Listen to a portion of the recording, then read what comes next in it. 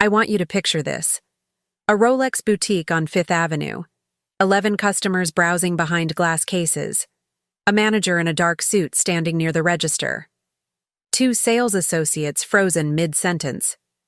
And me, 49 years old, wearing my good coat, spine straight as a church pew, standing at the counter where my name still carried authorization, saying 4 words with the calm of someone who has been waiting a very long time to say them. Cancel the account, please. That was 3 months ago. But I need to take you back to before that moment, because you cannot understand the woman standing in that boutique without understanding the woman who was sitting at a kitchen table in her royal purple robe, folding laundry with the TV on low, watching spring finally arrive in Harlem. That woman had been waiting on God to fix something for 3 years. She did not know yet that God was waiting on her. Spring in Harlem is different from spring anywhere else. It announces itself through the windows.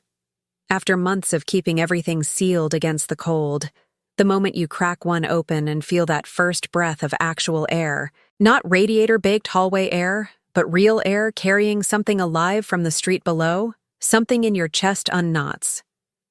The dogwood trees on 131st show pink before anything else. The bodega on the corner puts folding chairs out. Children appear on stoops again like they had been stored somewhere for safekeeping. I was sitting in my senior living studio with a kitchenette and a shared hallway on a Tuesday morning in April. The window over my table open exactly 4 inches. The whole floor smelling like the red beans and rice I had started simmering since before 7 in the morning. My neighbors always commented on that smell. Miss Paulette down the hall knocked twice the first time she caught it, just to ask if I was cooking or if God had finally taken pity on this building. I told her both. I was folding my church clothes and a few work blouses, the kind of domestic task your hands know how to do without your mind participating, and the TV was on low. A news program I wasn't really watching, just a familiar sound to fill the quiet. My hand touched the cross necklace I've worn since my baptism, the way I always do when my mind starts traveling somewhere it shouldn't. It is a reflex by now, a small tether. On the table beside the laundry basket sat my current quilt project, squares of color laid out in the pattern I use for grandchildren, each one different, sized to their age and personality. Quilting blankets for each grandchild has been my meditation for years. You stitch careful squares together, and you make something whole out of separate things. There is a lesson in that I was only beginning to understand. In my closet, behind my winter coats, was the tin box with emergency cash. It had been there for 4 years, grown slowly from a folded 20 to a more serious number over a long, patient time. Nobody knew it existed, or so I believed. I want you to remember that tin box. It is going to matter more than you can imagine right now. The dinner was supposed to be a celebration. 17 years. 17 years of marriage is not a small number. It is a life built together. Arguments resolved, silences survived, holidays hosted, in-laws managed, grief shared, bodies changed, bank accounts merged and sometimes strained. I had saved $200 $400 from my own earnings over 8 months to buy him a watch. Not the Rolex. I could not have reached that. But something real. Something with weight in the hand, with a face that told time like it meant it. I found it at a jeweler on 125th who understood what I was trying to say. I wrapped it myself in silver paper with a white ribbon. I made his favorite meal. I set the table. His sister was there. His cousin. His mother, who I had driven to 3 medical appointments that year without being asked twice. I want you to really sit with what I am about to tell you, because I have told this to women who did not flinch, who just nodded slowly, who said yes, I know that kind of man. And I have told it to people who could not believe it happened at a table with family present. Both reactions are correct. He picked up the box. He looked at it. He did not shake it, or turn it over, or smile, or ask what it was.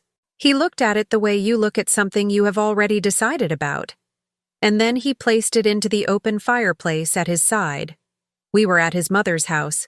The one with the gas fireplace in the dining room she kept going through spring because her circulation was poor, and he set it down on the grate and let it catch. Silver paper burns fast. I watched $2.400 curl into black smoke while the ribbon went first. His sister looked at her plate. His cousin cleared his throat. His mother said nothing, and he said in the flat, casual tone of someone commenting on the weather, "I only wear what I choose." 12 words. Not raised in anger, not dramatic. 12 words delivered like a verdict. I sat at that table for another 40 minutes. I ate the meal I had made. I spoke when spoken to. I helped clear the plates. I drove home to my studio in Harlem with the window down, the spring air coming through, and I sat in my car outside my building for a long time before I went inside. If you are thinking right now that something was deeply wrong long before that dinner, you are right. And if you are wondering why I stayed, why I helped clear those plates, why I drove home instead of driving away, stay with me. Because the answer is the whole story, and the answer starts much earlier than the fireplace. If someone you love is living through something like this right now, share this story with them. Sometimes people need to hear that someone else survived it first, and share this with someone who needs it. I touched the cross necklace in the car. I said my small thank you, and I went inside to check on the tin box. It was still there. It was still mine. For now. Let me tell you how a person disappears inside their own life. It does not happen in a single dramatic event. There is no moment you can point to and say, "There, that is when I became someone else." It happens the way water reshapes rock, slowly, continuously, so gradually that the rock does not understand it is being carved until the canyon is already formed. I had been with Gerald for 21 years by the time of that dinner. Married 17. We met at the church in our neighborhood, the one where everyone knows everyone, where the same families have been showing up for 3 generations, where your business is known before you know it yourself. He was charming in the way that churches bring out in men. Helpful, well-spoken, generous with his time on the usher board. He remembered names. He brought food to funerals. He asked about your mother. I was working then. I had income I was proud of. I had a small circle of women I had known since my 30s. Denise, Carol, a woman named Francine who made the best sweet potato pie in all of Harlem, and who I would not see again for nearly 4 years. I had my quilting. I had my faith. I had a clear sense of who I was and where I was going. You know where this is heading, and I know you know, and I want you to sit with the discomfort of that because I was the one who could not see it. The changes were reasonable. One at a time, they were all reasonable. He did not like that I talked about our finances with Denise. I understood that. Financial privacy is important. So I stopped telling Denise things. He felt that Carol brought negative energy into our home. She had been going through a difficult divorce and she was, admittedly, in a low place. I understood that. You protect your marriage. So I saw Carol less. Francine, he said, was not someone who respected marriage because she had been briefly involved with a married man a decade before I had even met her. I understood the concern. Birds of a feather, he said. So I stopped returning Francine's calls. I sacrificed every one of those relationships. My sister's calls became shorter and less frequent because he would grow quiet for hours after she visited. And I had learned to read his silences the way a barometer reads pressure. I gave up my relationships, isolated from friends and other family, so completely that by the time of the fireplace dinner, the only person who called me with any regularity was his mother, and only to discuss his schedule. I stayed because of something I would now call a comfortable theology, though at the time I called it faith. I believed deeply that God would fix this. I trusted that time would sand down the rough edges of a difficult man. I had seen it happen in marriages at our church. I had heard it in testimonies at service. The husband who once drank, the man who once wandered, the family that was broken and then was whole again. I laid my marriage at the altar every Sunday. I believed in the power of patience. I was a woman of faith, and I had been told in ways subtle and direct that a woman of faith endures. I understand now that patience is a virtue, and endurance is a choice, and there is a significant difference between the two. Meanwhile, the small pleasures of my life shrank. My quilting had once been something I did with other women on Wednesday evenings, a group that met in the community room at the church, 4 of us, loud and laughing and stitching by turns. He found reasons to need me on Wednesday evenings. Gradually, I stopped going and started quilting alone, late at night at the kitchen table, which is quieter and solitary, and nothing like it had been. On Sunday mornings, I made his breakfast first, something substantial, eggs and toast and the coffee he liked strong, and then I ate whatever was left over. This is a detail I did not register as meaningful for years. It simply became the order of things. The red beans and rice were mine, though. Those were mine in a way he could not take without revealing himself. My grandmother had taught me. The smell traveled through the whole building, and the neighbors knew it was mine and said so. He did not eat them. He called them poor food. I cooked them anyway, on Saturdays when he was not home, and I ate them alone and felt, for a few hours, like myself. You might be asking yourself right now, why didn't you see it? Why didn't you name it? I need you to hear this, and I need you to hear it clearly, because this is the part nobody talks about. You cannot name something when the person doing it to you has spent years teaching you that your perception is the problem. When I said I felt lonely, he said I was ungrateful. When I said I felt pushed aside, he said I was insecure.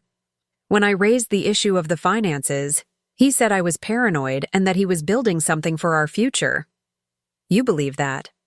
You believe it especially when you have been told, your entire life, that a good woman submits, that a woman of faith trusts, that the problem in a difficult marriage is always a failure of the right attitude. And the seeds of the actual betrayal were there too. I just could not see them yet because I was still inside the architecture he had built around my sight. The watch. A woman I did not know at church one Sunday, standing slightly too close to him after service. A mention once of a real estate investment with a partner whose name I did not recognize. Money moving from the joint account in increments I noticed, but which he explained away with fluency and irritation. Wealth being directed somewhere I could not see. The architecture was exquisite. He had been building it for years. I touched my cross necklace and I prayed and I waited for God to fix it. And something, in the back of my mind, was starting to keep its own quiet account. There is a specific kind of quiet that settles over a person the moment they stop crying and start looking. It is not peace. It is not calm. It is something colder and more focused than either of those things. It is the silence of a mind that has decided it is done being deceived and is now gathering evidence. It arrived for me on a Wednesday in late March. I had been finding small things for months, a name on a receipt, a text notification I was not supposed to see that he explained away before I could look directly at it, a charge on the account statement from a jewelry store that was not on Fifth Avenue, and not for anything I had received. Each one I questioned. Each one I accepted the answer to, because the alternative explanation was one I did not yet have the capacity to hold. But on that Wednesday, I started writing things down. Not dramatically, not with any particular plan. I just took a small spiral notebook and I began recording the dates, the amounts, the explanations, and the dates of the explanations. I used my own handwriting in a notebook I kept inside my quilting bag, under the fabric squares, because he would never open that bag. This is what women learn to do. We hide things inside the things that make us invisible. The notebook filled up faster than I expected.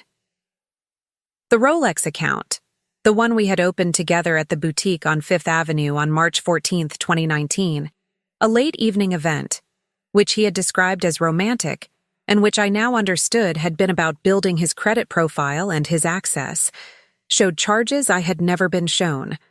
I had authorization on the account. I had access I had never used. I started using it.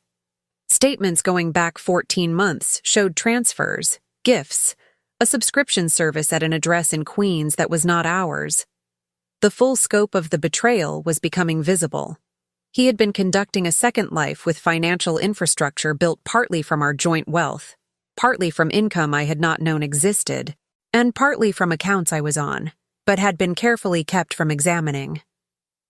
The woman, younger, quieter in the way women are when they are learning a man's rules, was real. She had been real for at least 3 years. The money that had left our accounts to fund a life I was not living was more than I had wanted to believe. Then the discovery happened in the way I never anticipated. His cousin's graduation party.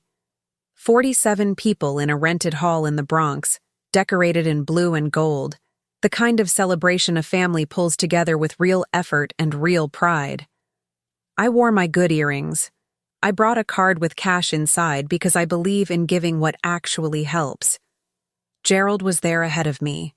He had arrived separately, which was a pattern I had stopped questioning. I saw her near the drink table. I would not have known her face. But I knew the bracelet. It was the bracelet I had left in his car 6 months earlier, a gold link piece my mother had given me that I had taken off during a long drive and placed in the center console, meaning to retrieve it. I had mentioned losing it 3 times. He had said he did not know where it was. She was wearing it at his cousin's graduation party in the Bronx on a Saturday afternoon. His cousin found me before I found Gerald. She had seen my face, and she had recognized the look on it with the particular accuracy of a woman who has watched other women be wronged. She pulled me to a side hallway. She handed me her phone without saying anything. She had screenshots, their conversations going back 2 years. The last message was from that morning. I stood in a bathroom stall and read every single one. Here is where I need to stop for a moment and speak to you directly. Because if you are listening to this and you have ever stood in a bathroom stall or a parking lot or a utility closet reading something on a phone that was changing everything you thought you knew about your life, I see you.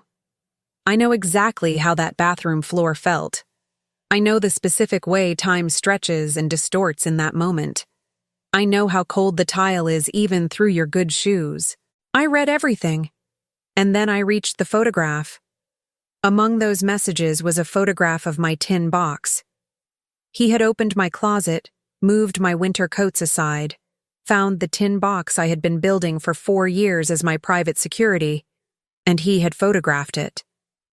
He had sent the image to her. The message underneath read, "She thinks this is her escape fund," followed by a laughing emoji, followed by, "She's not going anywhere." And then I found the message from Easter Sunday of the previous year, where he had described my cross necklace, the one I have worn since my baptism, the one my grandmother fastened around my neck when I was 7 years old, in terms so contemptuous that I will not repeat them here.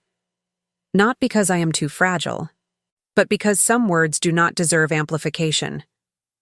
I sat on the floor of that bathroom, not because my legs gave out. I want to be precise about this. I did not fall. I chose to sit. I needed the floor to be real beneath me. I needed something solid that was not him. The sacred line had been crossed, not the affair, though the affair was real and present and documented. The tin box was the sacred line. The cross necklace was the sacred line. The laughter at my private fear, my private faith, my private preparation for the worst. That was the act I could not forgive. I sat on the floor for what I later calculated was 11 minutes. Then I stood up. I washed my hands with the cold water from the tap. I dried them on the paper towel and looked at myself in the bathroom mirror. I looked different than I expected. Not devastated. Not broken. The second appearance of my tin box in my mind felt like something completing a circuit. I went back to the party. I found Gerald. I smiled. I stayed 45 more minutes. I drove home alone. And I did not sleep that night. Not because I was crying. Because I was planning. 2 days after the party, my phone rang with a number I did not recognize. I almost did not answer. I was in the middle of making coffee in my small kitchenette, still in my royal purple robe, running through the list I had been building in my mind. The accounts, the statements, the notebook in my quilting bag, the choices I was beginning to organize into a sequence. My mornings had changed. Where I used to fold laundry with the TV on low and a quiet mind, I now sat with a legal pad and a cup of coffee and wrote things down in a careful hand. I answered the phone. Her name was Renata. She was Gerald's first wife. He had been married before me for 11 years, a marriage he described as a cautionary tale about a difficult woman, a union that ended because she was, according to the story I had been given, unstable and vindictive and impossible to live with. I had believed this completely. I had been given the story in pieces over years, with enough consistency and detail that it had the texture of truth. She said, "I saw you at the party. I was near the back. I know that face you were making. I wore it for 11 years. She said she had been building a file. I sat down on my kitchen chair, the legal pad still in front of me, the coffee going cold, and I listened to a woman I had been trained to dismiss tell me everything she knew. She had documents, bank transfer records from the years of their marriage showing the same pattern, small, consistent transfers to external accounts, income redirected in increments small enough to not trigger immediate notice, the slow, steady diversion of shared wealth to a private destination. She had kept everything. She had waited, she told me, for someone who would believe her.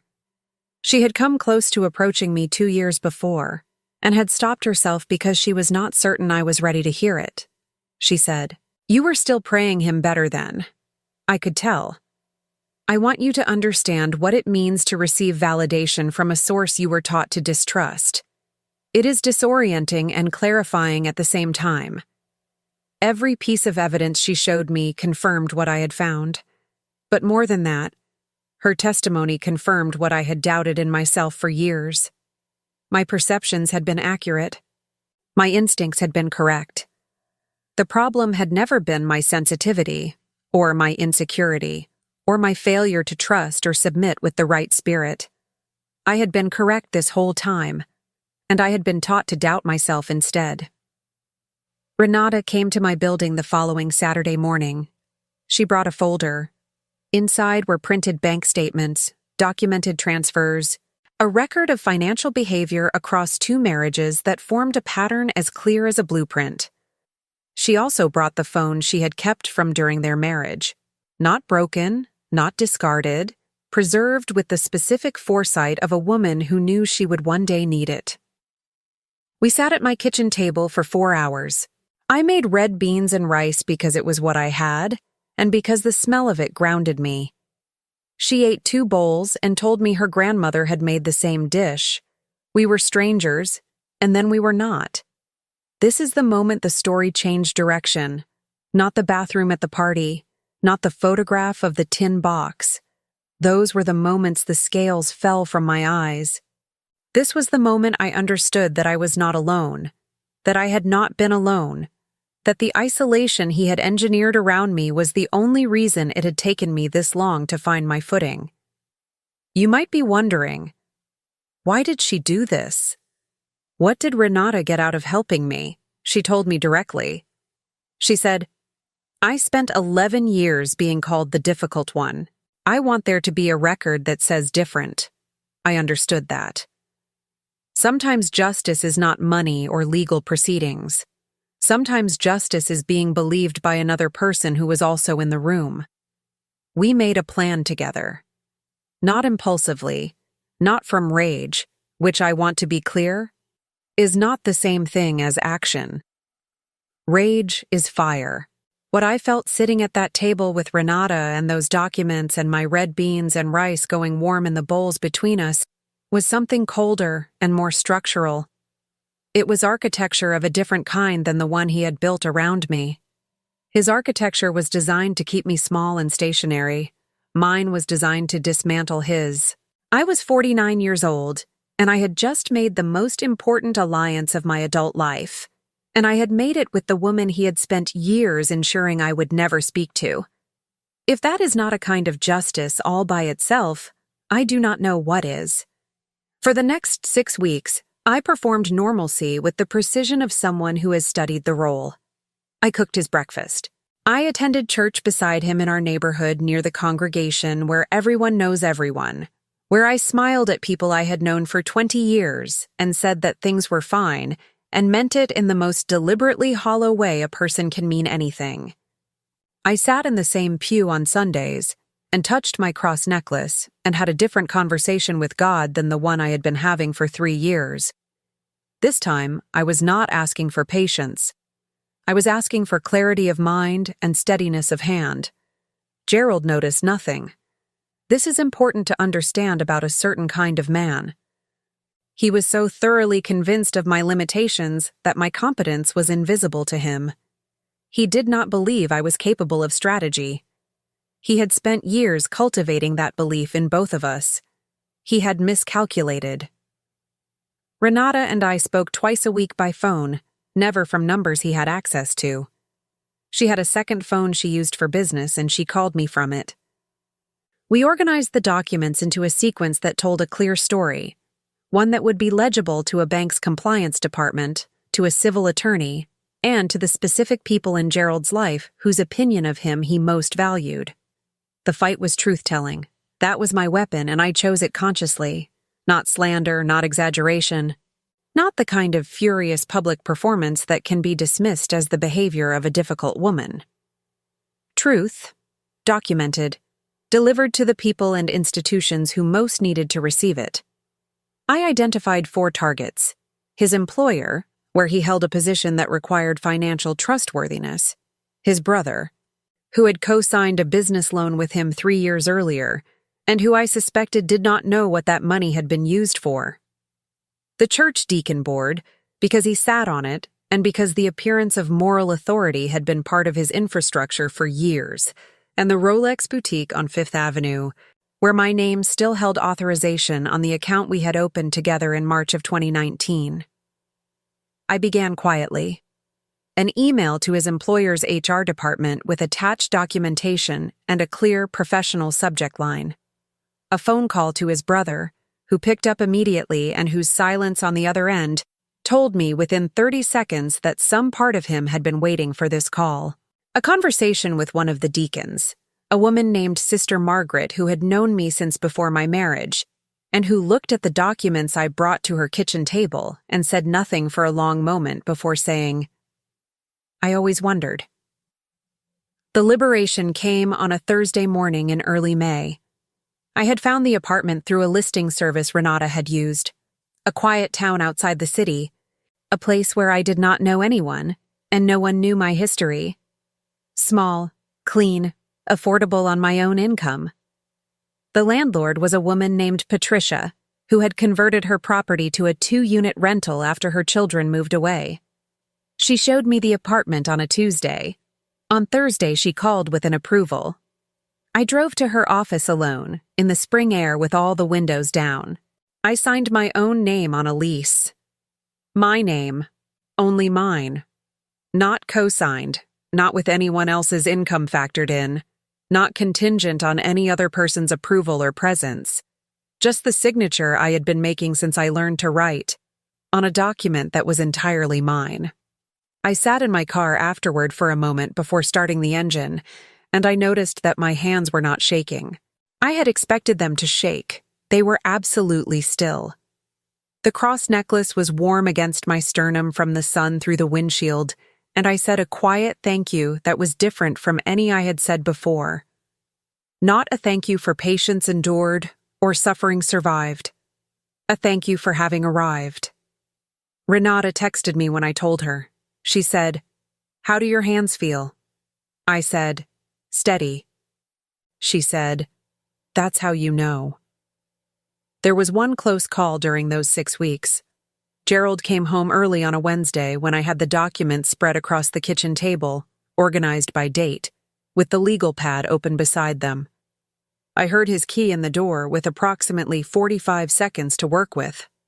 I folded everything into the quilting bag, under the fabric squares, the way I had learned to hide things in the things that made me invisible. When he came in, I was sitting at the table with a quilt square in my hand and the TV on low. He looked at me. He looked at the table. He poured himself a glass of water from the kitchen tap. I kept stitching. He said nothing. I did not breathe fully again until I heard the shower running. The trap was nearly set. There was one more thing that needed to happen before the final step, and that step required being in a very specific room. The Rolex boutique on Fifth Avenue is the kind of place that has figured out exactly how to make wealth feel like a natural state of being. The lighting is warm but not soft. It illuminates without flattering, because flattery is for people who are uncertain about whether they belong. And this store operates on the assumption that you already know. The cases are glass, and the watches inside them sit on leather cushions the color of good wine. The staff speak quietly and without urgency because urgency implies scarcity, and scarcity is the opposite of what they are selling. Gerald had brought me there on March 14, 2019, at 11:18 in the evening, for a private after-hours event, the kind of thing the boutique holds for select clients and their partners. Champagne in small glasses, a manager who circulates and calls you by name. He had told me this was a romantic gesture. He had held my hand at the counter while we filled out the account paperwork. He had told me my name being on the account was about building something together. I was decorative. I was also, as it turned out, an asset he had forgotten was still activated. The account remained in both our names. My authorization had never been removed. This was an oversight on his part that told me something important about how he thought of me. Not as a threat. Not as a chess piece requiring management, but as furniture. Furniture does not require cancellation. You just move it to a room where it is not in the way. I called the boutique on a Wednesday morning in May and spoke with a manager named David. I introduced myself by my full name and my account authorization number, both of which I had verified from the statements Renata had helped me organize. I told David that I would be coming in on Friday afternoon and that I needed to discuss the account. He confirmed my authorization without hesitation. He said he looked forward to seeing me. I did not tell him I was bringing Renata. I did not tell him that I planned to request a full account audit. I did not tell him what was about to happen in that store. Friday morning, I dressed carefully. Not dramatically. I was not performing a scene. I wore clothes that said, "I know exactly where I am and exactly why I am here." I left the royal purple robe at home and put on the coat I reserve for serious occasions. I had notified Gerald the night before that I needed to run an errand on Fifth Avenue on Friday afternoon. He asked what kind of errand. I said I needed to check on something at the boutique. He had smiled. The smile of a man who believes he has already won and is merely waiting for the formality of it to become official. That smile. I am going to think about that smile for a long time. Renata met me on the corner of 5th and 57th. She was dressed with the same calm intention as me. She had the folder under her arm. We looked at each other and we did not say anything for a moment. Then she said, "You ready?" I said, "I have been ready for 3 years. I just did not know it yet." We walked in together. Gerald arrived 11 minutes after we did. I had anticipated this correctly.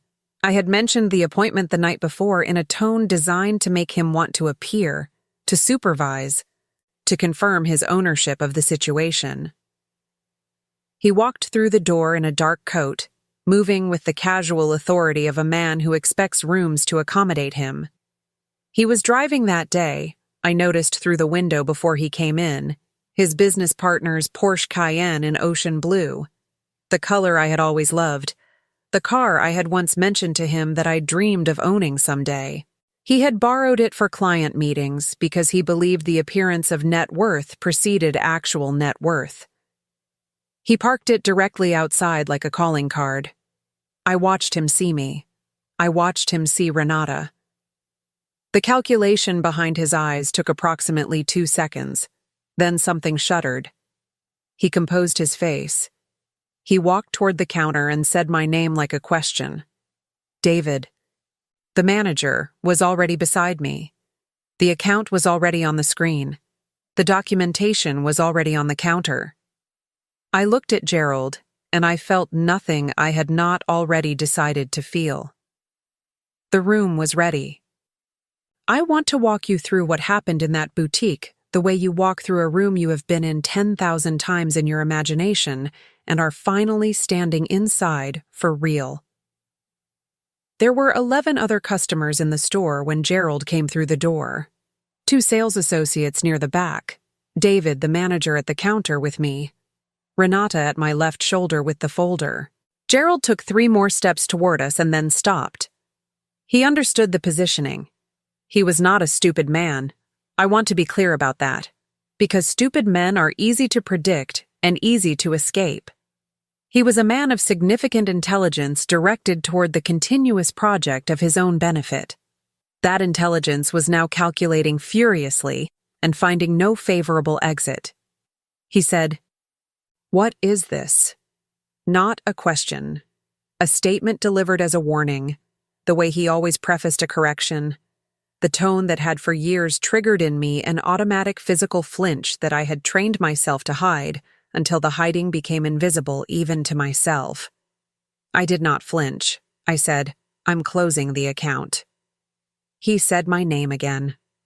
The full form of it, with the deliberate weight he used when he wanted me to understand that I was exceeding a boundary.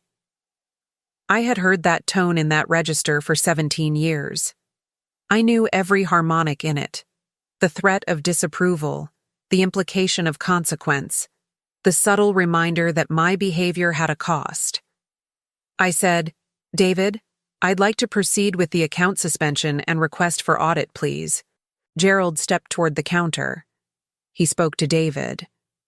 He said there was a misunderstanding, that his wife had become confused, that this was a private family matter, and not something that needed to involve the boutique's management in any formal capacity. David looked at the documentation Renata had placed on the counter. He looked at the account authorization form that bore my name. He said, with the careful professionalism of someone who has been in this situation before in a different form, "Ma'am, your authorization is valid. How would you like to proceed? And this is where I need to speak to you directly, because I know what some of you are feeling right now. I know there is a part of you that has been waiting for exactly this kind of moment, not in my story, but in your own. The moment when the room finally reflects the truth instead of the lie. The moment when your name means what it is supposed to mean. If you have been waiting for that moment, I want you to hear me. The moment does not arrive on its own. You have to build the room. You have to make the calls. You have to sign your name on the documents and show up in the right place at the right time with the right people beside you and say the words you have been rehearsing in the bathroom mirror for weeks. Nobody gives it to you. You take it." Gerald said, "You are making a very serious mistake." I said, "I made the first serious mistake in 2019 when I thought this account was about love. I'm correcting it now." He said, "Everything I built for us. You don't understand what I've sacrificed." And something happened in my chest when he said that word. Sacrifice. Because I knew, with the specific intimate knowledge of a woman who has been told for years that her perception is the problem, exactly what he had sacrificed. He had sacrificed my friendships. He had sacrificed my sister's access to me. He had sacrificed my Francine's sweet potato pie and my Wednesday quilting evenings and my Denise and my Carol. He had sacrificed my income's direction and my joint account's integrity and my emergency fund's privacy. He had photographed my tin box and called it a joke. I said, "You built your whole life on a woman you called stupid."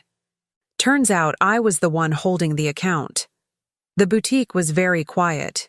He had nothing to say. I watched him reach for the next register, the threat of legal action, the invocation of marital rights, the suggestion that I was acting irrationally and would regret it. Each of those attempts folded against the documentation on the counter, against Renata's presence, against the signed authorization that bore my name, against the simple structural reality that I had done everything correctly and he had simply forgotten that I could. The account was suspended.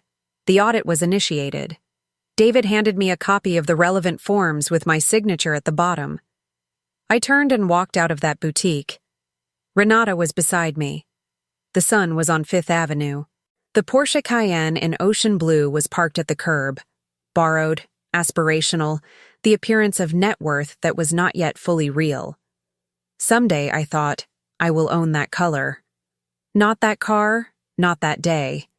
But the road is mine now. I did not look back through the window. I had said what I needed to say in that room, and I had said it clearly, and it was done. The rest was paperwork. What follows a confrontation like that one is not a triumphant montage. I want to be honest with you about this. The civil proceeding took 3 months. There were attorneys and there were documents and there were mornings when I sat in my studio with my coffee and my legal pad and felt the specific exhaustion of a person who is doing the right thing through institutional processes that move like water through limestone. Slowly, glacially, without drama.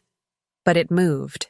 The audit of the Rolex account triggered a review of associated financial activity. That review, combined with the documentation Renata and I had assembled, led to a civil proceeding in which the transfer of $18 dollars from our joint account to the Queen's address was the central exhibit. His attorney argued that the funds were a legitimate business investment. Our documentation showed otherwise. The judgment was external financial justice. He lost access. He was required to repay.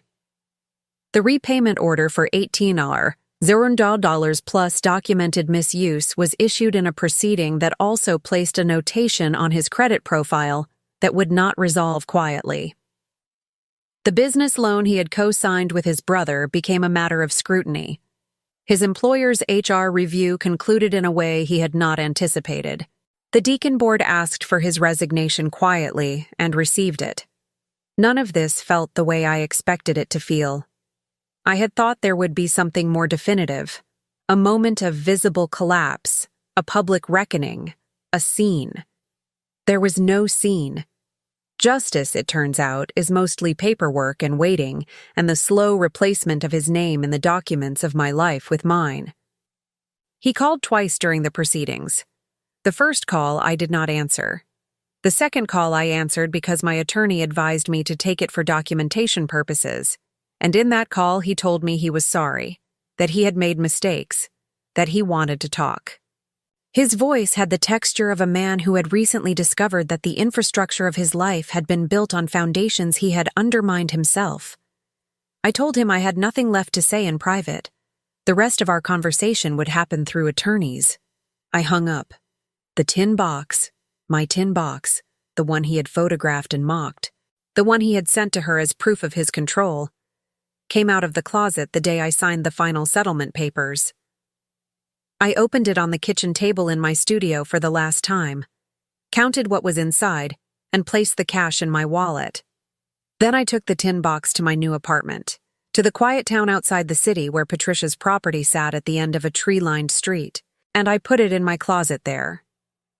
It is still there. It is not emergency money anymore. It is founding money. The distinction matters to me in a way I find difficult to fully articulate, but that feels essential. It is not the savings of a woman preparing to survive. It is the beginning of a woman choosing to build. Renata came to the new apartment twice that spring.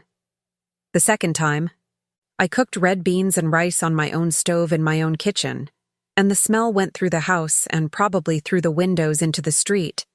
And we sat at my table in the evening light and ate and talked about things that had nothing to do with Gerald. We talked about her grandchildren and my quilting and a documentary we had both seen and a restaurant in the Bronx she recommended. We were two women at a kitchen table eating a good meal. That was the justice I had not expected and the one that turned out to matter most. My rebirth was physical, and I say that plainly because it surprises people.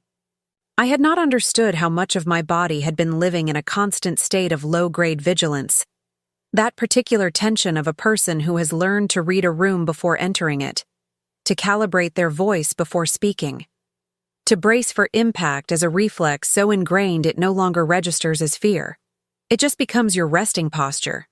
Your shoulders live near your ears. Your sleep is always one layer short of deep. Once I left, something released.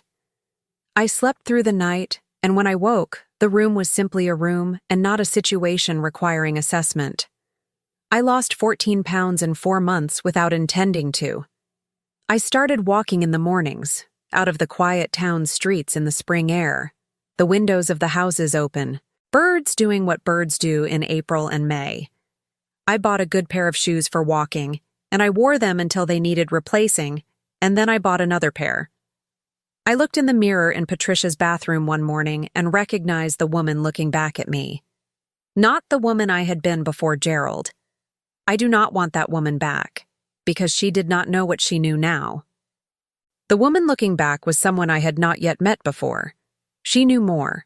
She walked differently. She was mine. Spring came again. It has the same quality in the quiet town that it has in Harlem, the same sense of possibility, the same smell of something alive returning, but without the sound of the same neighborhood where everyone knows everyone else's business. Here I am, known only as the woman in Patricia's lower unit who makes something wonderful on Saturdays that drifts through the shared wall. That is enough history for me right now. I am quilting blankets for each grandchild at my new table. The quilt squares are laid out in their colors and patterns, each one stitched with the same care I have always brought to them. But the hands doing the stitching are different now. They are not shaking. They are not rushing. They do not pause every few minutes to assess whether a sound in the hallway means something that requires preparation. I drive myself to the grocery store and the church I have found here. A small congregation, friendly but not overwhelming, the kind of place where people learn your name gradually. And to the appointments and the walks and the small destinations of a life lived on its own terms. I do not yet own the car I dream of.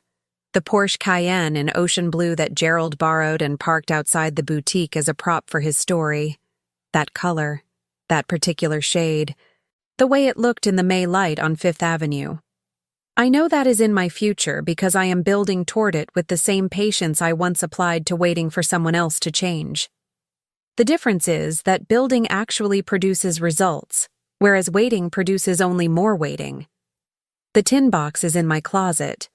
The cross necklace is warm against my sternum. The lease is signed in my name alone, and when that lease comes up for renewal, I will sign it again. Now I want to talk about what I have learned, not just what happened to me, but the shape of it, the architecture, the pattern, the blueprint that was present in my marriage from early on, that I could not name because no one had given me the words for it yet. What was done to me followed a specific sequence that has a name: coercive control. The isolation came first, always, because a person with a community is harder to manipulate than a person alone. Then the financial redirection, the subtle, incremental movement of shared wealth toward private use, small enough increments to avoid immediate notice, consistent enough over time to constitute a significant transfer of fortune and resources. Then the epistemic erosion, the process by which your confidence in your own perception is steadily undermined until you rely on his version of reality more than your own. And finally, the replacement, which is not just about another person, but about the dismantling of your identity as the primary relationship. The person whose needs matter, whose name counts, whose authorization means something. Each of these tactics is documented. Each of them has a name. And knowing the name matters, not because naming it undoes it, but because naming it breaks the spell of believing it is your fault. A 2014 study showed that almost 4 in 10 seniors have experienced verbal abuse. Not occasional sharpness in a difficult moment. Verbal abuse, a pattern, deliberate and sustained. Most of those people, the research showed, took years to identify what was happening because they were inside the experience without a frame for it. I was 49 years old, and I spent 3 years praying for something to change before I understood that the change had to be mine to initiate. I tell you that number not to shame those years. They were years in which I was still gathering what I needed. But to say that if you are in year 1 or year 5, and you are still waiting, the waiting is not weakness. And it can end. The ending is available. Studies indicate that 21% of Latino seniors experienced multiple types of abuse. Financial, emotional, verbal, all layered together so that nothing feels cleanly wrong until everything is. This was my experience precisely. No single incident was, by itself, conclusive. The fireplace was cruel, but he had a history of dramatic gestures. The money was concerning, but there were explanations. The isolation was real, but I had participated in it, convinced it was for my marriage's protection. It is the layers, the simultaneity, the way the tactics reinforce each other. That is the pattern. That is what to look for. The concrete advice I can give you is this: document everything, but more than that, trust yourself first. Trust the feeling in your body before you have the evidence your mind requires. Your nervous system knows. The evidence catches up. My ally came from the direction I least expected. My freedom came from a store on Fifth Avenue where I had once been decorative. My liberation was a signature on a lease. My justice was a repayment order and a canceled account, and a Tuesday morning when I woke up in Patricia's building, and the ceiling above me was simply a ceiling. I am telling you this story from my new kitchen table, because I want you to know that the tin box you have been keeping for years, whatever form it takes for you, whatever secret savings of self you have been protecting and hiding, is the beginning, not the insurance policy. It is what you build from. Now I want to hear from you. Where are you listening from today? Are you in a city where the windows are finally open? Or are you somewhere that is still waiting for spring? Tell me in the comments, because I read every single one, and I want to ask you something directly. If you had been standing in that boutique with the documents on the counter and Gerald walking through the door, what would you have done? Tell me below. I want to know. If this story reached something real in you today, if some part of it sounded like something you know in your body, please like this video, because it helps other women who need to hear this story find it.